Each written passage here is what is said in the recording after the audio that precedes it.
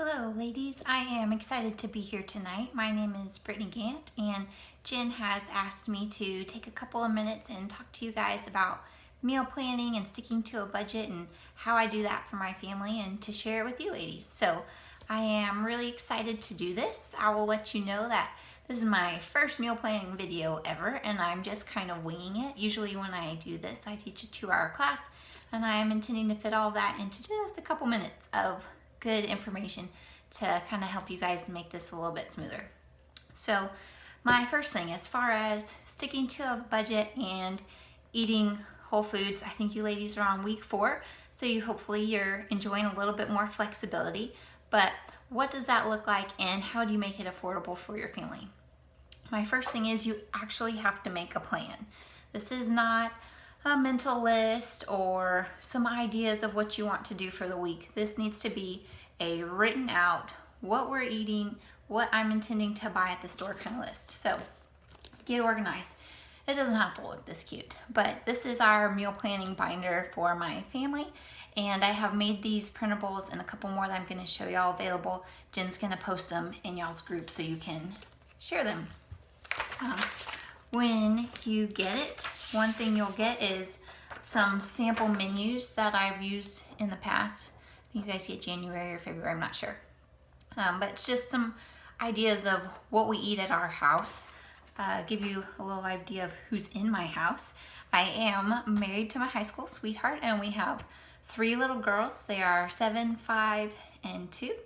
And I am pregnant. We are expecting our 4th girl this October. So that's who we're feeding.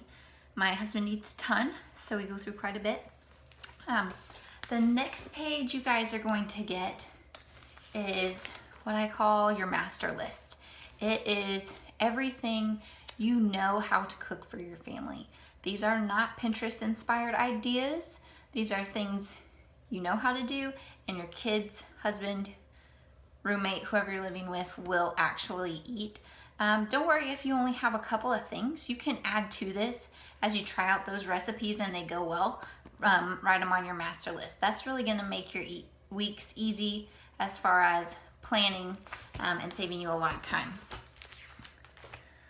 A couple other things y'all are going to get, and I think Jen gives you guys some things like this too, but healthy snack ideas for when you're making that grocery list so you can pre-purchase them and then you're not standing at the pantry wondering, oh, I really shouldn't eat those chips. And then also side dishes. This is just what works for my family. Feel free to print it off, write on it, make your own. It just really saves me a lot of time when I can browse through and pick a couple of ideas quick. Last but not least, I am type A.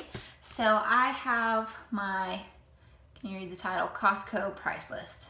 I know, it's not necessary, but I find it very helpful for me. I spend a ton of money at Costco if I'm not careful, and having the list of the things that my family loves and what those prices are, I know ahead of time if I'm going in and going to spend 100, 200, however much more, sometimes you can spend there. So just getting organized with what's gonna work for you is really the first step to meal planning and sticking to a budget.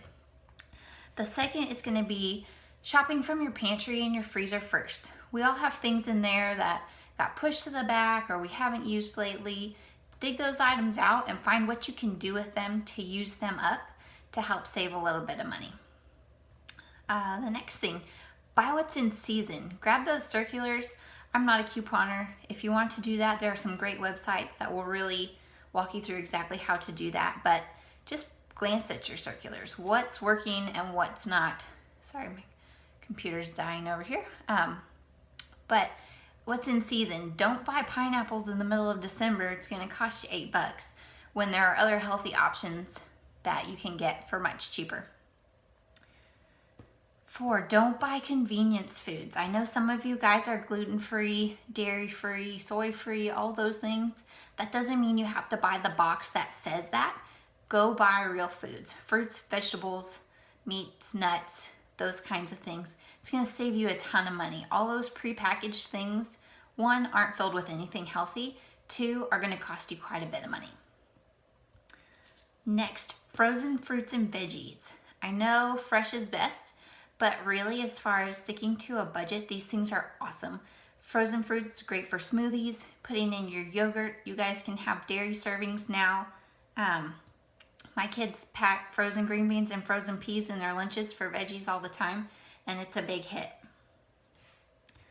Next is stock up on deals. When you find something, if meat's on sale or strawberries are on sale, sometimes they're super cheap. I buy a bunch and throw some in the freezer for later. Buy in bulk. That's why we shop at Costco quite a bit. Join a co-op. You're gonna find some great produce that you may not have tried, and it's gonna be very inexpensive. Number 7, beans and lentils. I think they get kind of a bad rap, but really they're packed with protein and they're super cheap. If you can spice these up all sorts of ways, and hopefully your spouse and kids will eat them as well. Number 8, don't try out new recipes with those one-off items that you may or may not use again.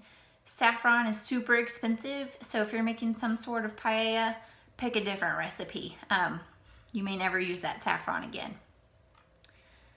Number 9, double a recipe and freeze for later. This is just a super quick time saver and budget saver. You can buy in bulk and you've got meals prepared for later if you throw them in the freezer.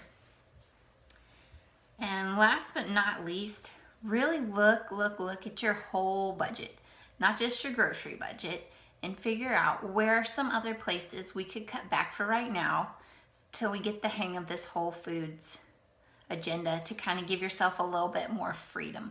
Maybe that's no cable for a little while. Maybe that's washing your own car, making some small sacrifices so when you are at the grocery store, you can pick up those pineapples or the kiwis or whatever else is looking really good and healthy. We've done quite a bit of that at our house.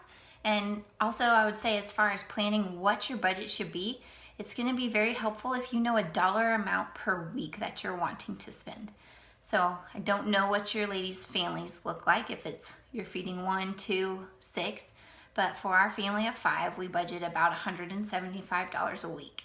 And that's just really an open and honest number of what works well for our family.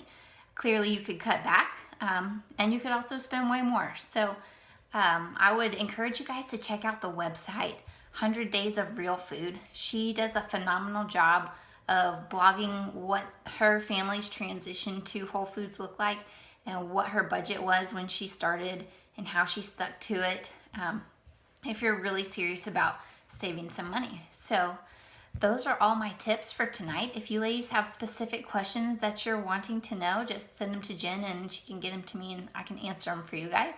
But good luck. I hope you guys have enjoyed your first couple of weeks with Jen and continue these great habits.